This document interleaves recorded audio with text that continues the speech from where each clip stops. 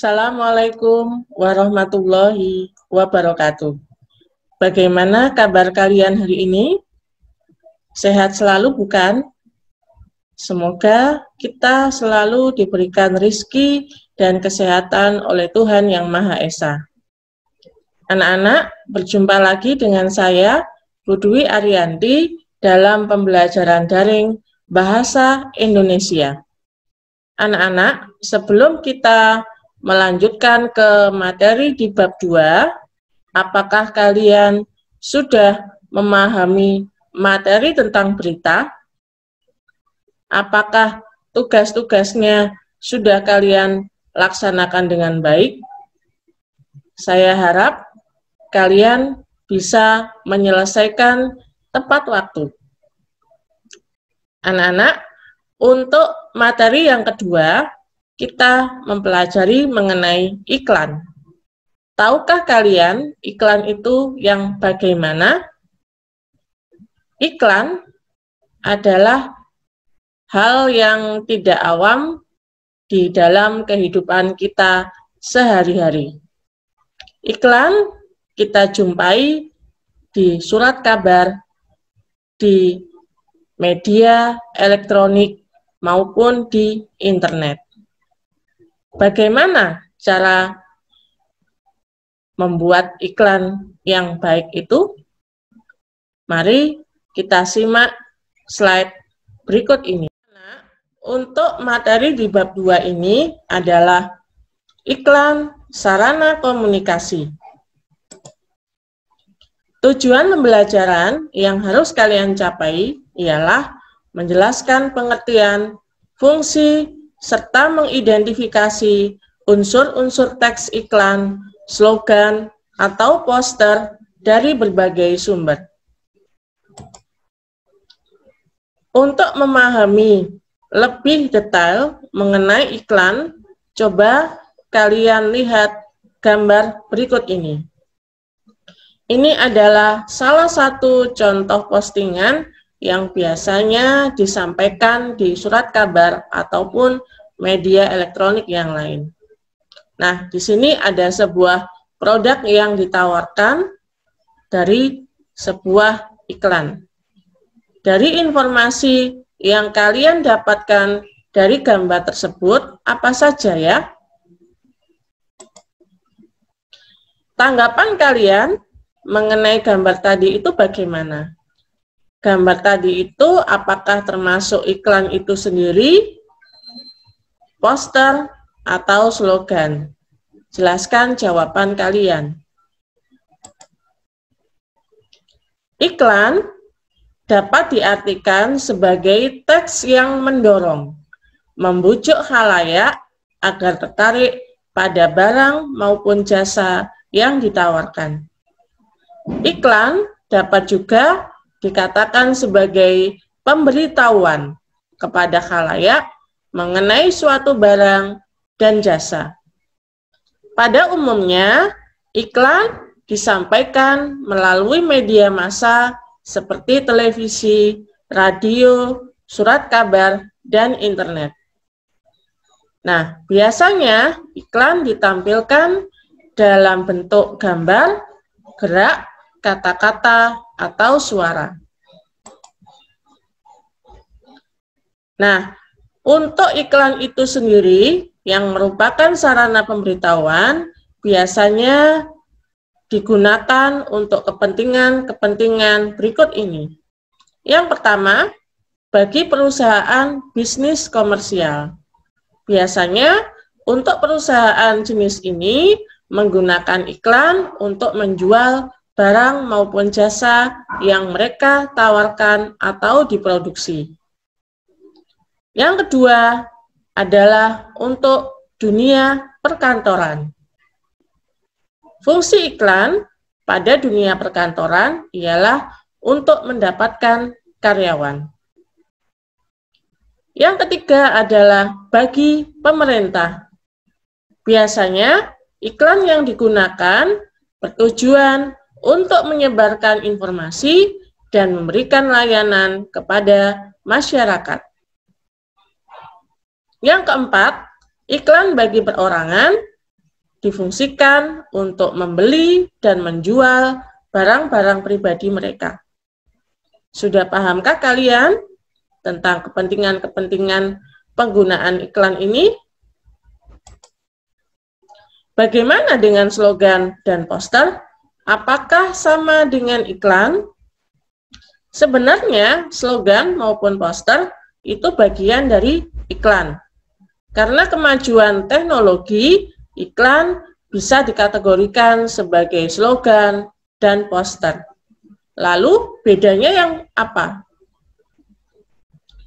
Slogan ialah perkataan atau kalimat pendek. Biasanya digunakan sebagai dasar pegangan hidup, prinsip utama dari suatu usaha maupun organisasi, atau bisa dikatakan sebagai moto atau semboyan. Contoh, berdiri sama tinggi, duduk sama rendah. Maksud dari slogan ini ialah mengutamakan kesetaraan antar sesama. Contoh yang kedua adalah bersatu kita teguh, bercerai kita runtuh. Maksudnya bagaimana? Slogan ini memerlukan adanya persatuan dan kesatuan. Sudah pahamkah kalian mengenai slogan itu yang bagaimana? Contoh lain dari slogan itu apa? Coba kalian sebutkan. Poster itu yang bagaimana? Poster adalah plakat, kata-kata dan gambar yang dipajang di tempat-tempat umum. Poster itu hampir sama dengan iklan, yaitu berisi pemberitahuan suatu ide, hal baru, atau hal penting yang harus disampaikan kepada masyarakat. Tetapi poster lebih mengandalkan pada perpaduan gambar dan kata-kata. Biasanya, poster dipasang di tempat-tempat umum. Poster menggunakan kata-kata yang singkat, jelas, menarik, dan lengkap. Nah, kalian perhatikan contoh poster berikut ini. Ini adalah poster mengenai Corona-19 atau COVID-19. Putus rantai penularan COVID-19 dengan hashtag di rumah saja. Contoh kedua dari poster, COVID-19 terutama menyebar dari orang ke orang. Namun, virusnya juga bisa menyebar melalui permukaan dan benda mati. Nah, di sini informasi yang diperoleh atau disampaikan tentang cara penularan COVID-19. Sudah pahamkah kalian mengenai contoh poster? Nah, kalau sudah paham, kita lanjutkan mengerjakan kegiatan 2.1. Nah, untuk kegiatan 2.1 ada beberapa pertanyaan yang harus kalian kerjakan. Yang pertama, apa yang dimaksud dengan iklan? Apa fungsi iklan? Di mana sajakah iklan itu ditemukan? Bagaimana fungsi iklan bagi pemerintah dan perusahaan? Apa persamaan iklan, slogan, dan poster? Nah, kalau kita mempelajari sebelumnya mengenai apa itu iklan, apa itu slogan maupun poster, nah sekarang kita mempelajari mengenai unsur-unsur pembentuk iklan, slogan, dan poster.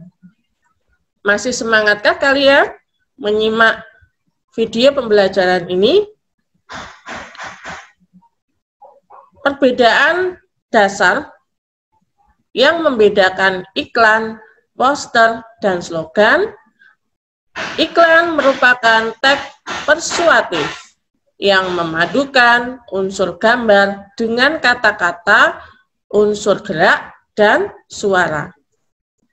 Sedangkan slogan merupakan teks persuasif yang mengutamakan unsur kata-kata saja. Bagaimana dengan poster? Kalau poster juga merupakan teks persuasif, tapi mengutamakan pada kekuatan gambar dan kata-kata, serta dipajang di tempat-tempat umum. Nah, berikut tabel untuk memudahkan kalian membedakan antara slogan, poster, maupun iklan. Di sini tampak jelas bahwasannya iklan mengandung gambar, kata-kata, gerak, dan suara. Sedangkan slogan hanya memuat unsur kata-kata. Sedangkan poster memuat gambar dan kata-kata. Nah, sudah paham bukan perbedaan mengenai iklan, slogan, dan poster? Kalau sudah paham, kita lanjutkan mengerjakan kegiatan 2.2. Di sini ada tabel memuat beberapa contoh iklan. Silakan didiskusikan. Jelaskan jenis produk yang ditawarkan pada iklan yang ada dalam tabel berikut ini.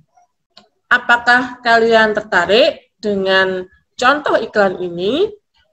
Untuk lebih jelasnya, nanti silakan kalian baca di e-modul yang sudah Ibu sampaikan di Microsoft Teams. Soal yang kedua, melanjutkan dari kegiatan 2.2, di sini kalian menjelaskan makna slogan-slogan yang ada dalam tabel. Silakan nanti dikerjakan juga. Boleh dilihat di e-modul kalian. Poin B, menyimpulkan informasi dan pesan dalam iklan. Tujuan pembelajaran pada poin B ini, Ibu harapkan kalian dapat menjelaskan kembali unsur-unsur pembentuk iklan. Yang kedua, menyimpulkan informasi, pesan, ajakan di dalam iklan. Unsur-unsur pembentuk iklan itu apa saja? Yang pertama adalah sumber. Sumber yang dimaksud di sini adalah pemasang iklan yang berinisiatif dan penyandang dana dari pemasangan suatu iklan. B. Pesan. Pesan yang dimaksud di sini adalah informasi yang disampaikan. Bisa dalam bentuk bahasa yang verbal maupun nonverbal. C. Media. Maksudnya adalah sarana yang digunakan. Misal, media cetak, elektronik, atau sarana yang lain. Penerima. Maksudnya adalah individu atau kelompok masyarakat yang menjadi sasaran atau objek iklan. Efek merupakan perubahan yang terjadi pada diri penerima, baik itu dari aspek pola, tingkah laku, pola pikir, atau kebiasaan hidup. F. Umpan balik. Maksudnya yang bagaimana? Umpan balik atau feedback adalah tanggapan atau reaksi, respon yang dikehendaki dari penerima pesan. Misal, dengan membelikan produk yang ditawarkan atau menolak barang dan jasa yang ditawarkan. Sudah paham mengenai unsur-unsur pembentuk iklan? Nah, kalau sudah paham, silakan dilanjutkan mengerjakan kegiatan 2.3. Di sini ada gambar tentang contoh iklan, kemudian kalian kerjakan sesuai arahan yang ada di e-modul. Nah, dalam e-modul nanti ada sebuah video yang akan ditayangkan tentang contoh iklan. Nah, dari contoh iklan tadi, hal apakah yang ditawarkan? Siapakah pihak yang mengiklankan? Pesan apakah yang mereka sampaikan? Di manakah iklan itu biasanya dijumpai? Dan bagaimana bentuk respon yang diharapkan? Yang B, pilihlah sekurang-kurangnya 2 buah iklan dari media cetak. Kemudian, sampaikan maksud umum dari iklan itu. Sudah paham? Setelah kita mempelajari mengenai unsur iklan, Ibu ingin kalian dapat menyimpulkan maksud dari suatu iklan.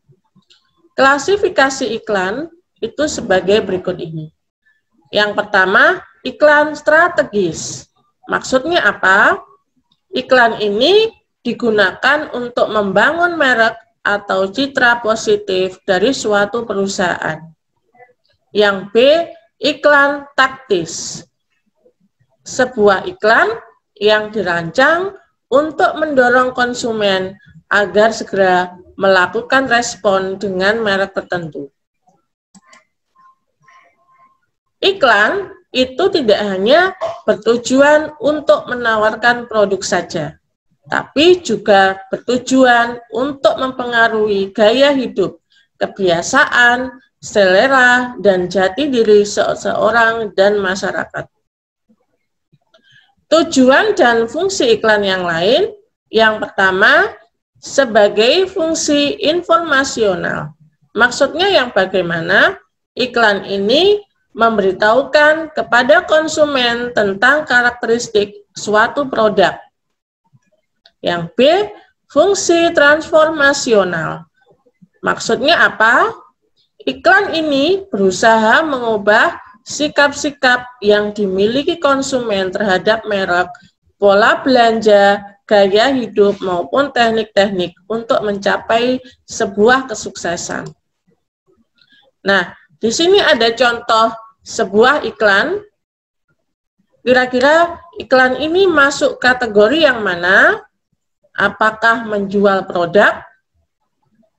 Nah, coba kalian simak dulu iklan yang ada di gambar ini.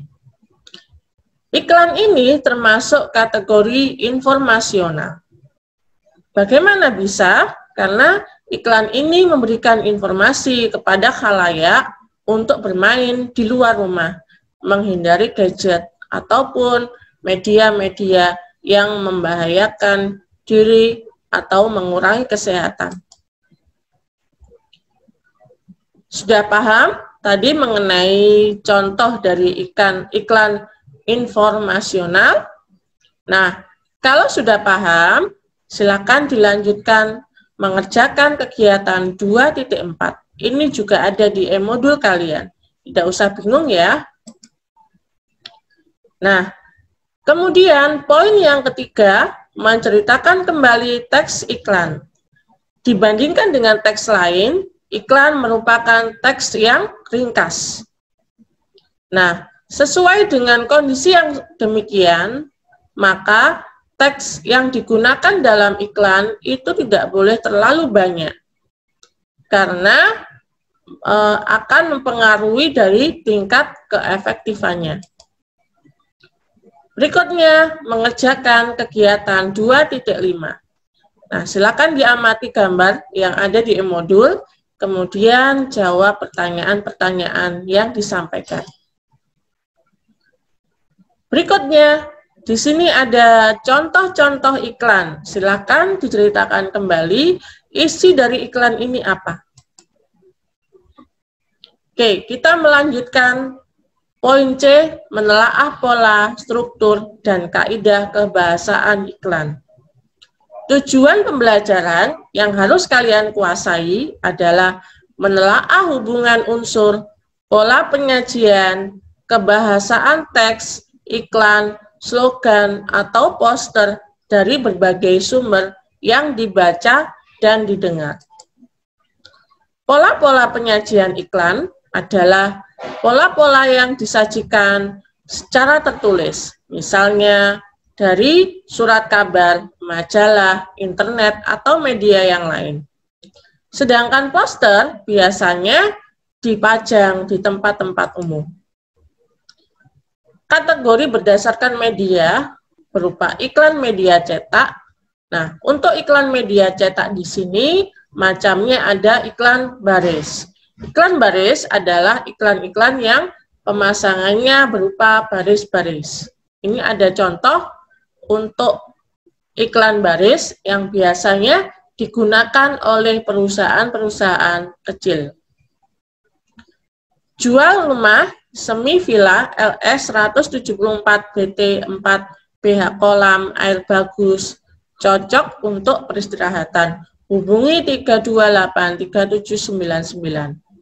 Contoh yang kedua, dijual tanah luas 150 BT lokasi OBJ. Berikutnya, contoh dari iklan kolom adalah iklan yang pemasangannya dalam media berupa kolom-kolom. Karena bentuknya besar, di samping menggunakan teks, iklan ini biasanya disertai dengan gambar dan berbagai ilustrasi yang menarik. Berikut contohnya. B. Iklan elektronik. Yang dimaksud dengan iklan ini adalah iklan yang berbasis perangkat elektronik, mencakup beberapa unsur. Di antaranya adalah iklan radio, iklan televisi, iklan film. Tentunya kalau kalian melihat sinema atau sebuah film, di situ dijumpai ada beberapa iklan yang ditayangkan sebelum filmnya siap disampaikan. Menurut isinya, iklan diklasifikasikan dalam 3 jenis. Yang pertama, iklan pemberitahuan. Di sini contoh dari iklan pemberitahuan, di mana lebih fokus untuk memberitahukan informasi kepada orang lain atau instansi lain. Iklan layanan masyarakat biasanya memberikan pada penjelasan masyarakat untuk melakukan sesuatu yang positif. Biasanya iklan layanan masyarakat dikeluarkan oleh pemerintah. Ini ada contoh dari iklan layanan masyarakat. Istirahatkan lampu bila tidak digunakan. Himbauan ini dalam iklan tersebut menyampaikan informasi bahwasanya masyarakat diminta untuk mengistirahatkan lampu bila tidak digunakan. C. Iklan penawaran. Dinamakan iklan penawaran berarti menawarkan suatu produk ataupun jasa. Berikut contohnya, pusat servis komputer dan laptop. Nah, di sini berarti memberitahukan tentang jasa yang mereka tawarkan, yaitu sebagai pusat servis komputer dan laptop. Sudah paham? Kalau kalian sudah paham, silakan dilanjutkan mengerjakan kegiatan 2.6. Silakan dilihat di e-modul kalian. Untuk soal yang ketiga, Ibu ingin kalian membuat 2 contoh iklan pemberitahuan, atau kalaupun kesulitan, boleh kalian menggunting tempel atau mencari iklan pemberitahuan, kemudian iklan layanan masyarakat, dan iklan penawaran, kemudian kalian letakkan pada tabel-tabel sesuai yang ada di e-modul. Kemudian, maksud dari iklan itu apa? Poin 2 adalah struktur teks iklan. Pada iklan yang sudah dipelajari, maka akan tampak A. Pengenalan produk. Bagian ini bisa dikatakan sebagai judul teks. B. Pernyataan persuasif. Maksudnya apa? Pernyataan yang mendorong pembaca atau pendengar berbuat sesuatu. Misal, menceritakan tentang kelebihan produk yang ditawarkan. Selain itu, di dalam iklan kadang juga disajikan slogan, gambar-gambar produk, maupun nama dan logo perusahaan. Misal, ada contoh slogan, membangun perpustakaan, membangun peradaban utama. Contoh gambar, misal, ada gambar tumpukan buku. Nah, untuk berikutnya, kalian kerjakan kegiatan 2.7. Setelah mengerjakan kegiatan tadi, kita lanjutkan untuk kaidah kebahasaan teks iklan. Teks iklan bertujuan menawarkan produk baik itu berupa barang maupun jasa. Oleh karena itu, bahasa yang digunakan bersifat persuasif, bujukan atau dorongan. Pernyataan dalam teks iklan umumnya bersifat imperatif. Maksudnya apa? Permintaan, ajakan, dorongan, atau larangan. Untuk kalimat imperatif yang ditandai dengan kata-kata seperti ikutilah, hadirilah, wujudkan, nyatakan, nikmati, sebaiknya, marilah, ayo, dan janganlah. Bahasa iklan yang digunakan adalah bahasa yang sederhana. Kalimatnya tidak terlalu panjang. Mengapa demikian? Karena kalimat yang ringkas itu tidak akan membingungkan konsumen. Nah, ini adalah contoh-contoh pernyataan atau singkatan yang digunakan dalam bahasa iklan. Cukup banyak ya contohnya. Ini adalah bagan untuk memudahkan kalian dalam membuat iklan, bahwa kita harus memahami kaidah-kaidahnya.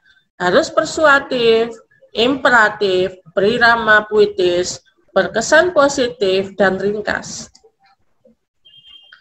Setelah memahami kaidah kebahasaan mengenai iklan, kita lanjutkan mengerjakan kegiatan 2.8. Silahkan dibaca di e-modul kalian. Setelah kita memahami materinya, untuk poin D ini adalah menulis iklan. Tujuan pembelajaran dalam materi ini adalah menyajikan gagasan, pesan, dan ajakan dalam bentuk iklan, slogan, atau poster, baik itu secara lisan maupun tulis.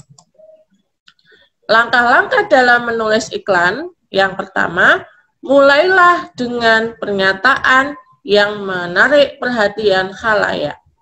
Berfokus pada kepentingan atau masalah yang mereka hadapi. Ini ada contoh menawarkan suatu produk berupa obat jerawat. Kalau kita ingin menawarkan produk obat jerawat, pernyataan kalimat yang bisa kita gunakan, wajah Anda berjerawat.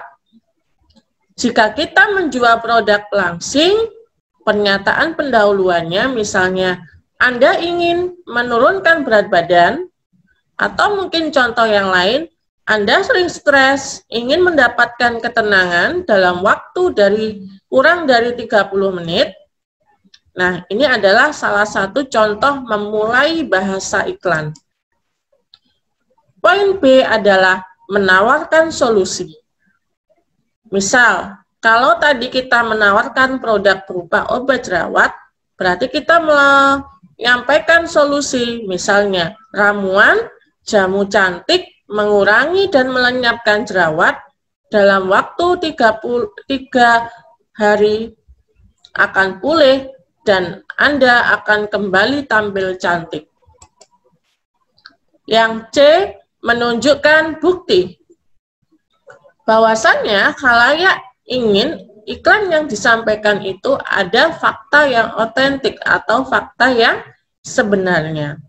Misal, kalau kita tadi menawarkan produk tentang obat jerawat, berarti bukti yang disampaikan dalam iklan itu misalnya, jerawat Anda akan sembuh dalam 30 hari atau uang kembali. Ada 11.500 orang yang wajahnya kembali putih berseri setelah menggunakan produk kami ini. Atau B, riset memperhatikan bahwa berat badan orang-orang turun sekitar 13 kg setelah menggunakan metode baru ini. Sudah paham kalian? Nah, kalau sudah paham, dilanjutkan mengerjakan kegiatan 2.9. Di sini ada salah satu contoh iklan. Silahkan dijawab pernyataan-pernyataan yang ada dalam e-modul. Poin 2 adalah penyuntingan iklan. Struktur maupun penggunaan bahasanya dari sebuah iklan harus kita sunting terlebih dahulu sebelum kita mempublikasikan kepada khalayak umum.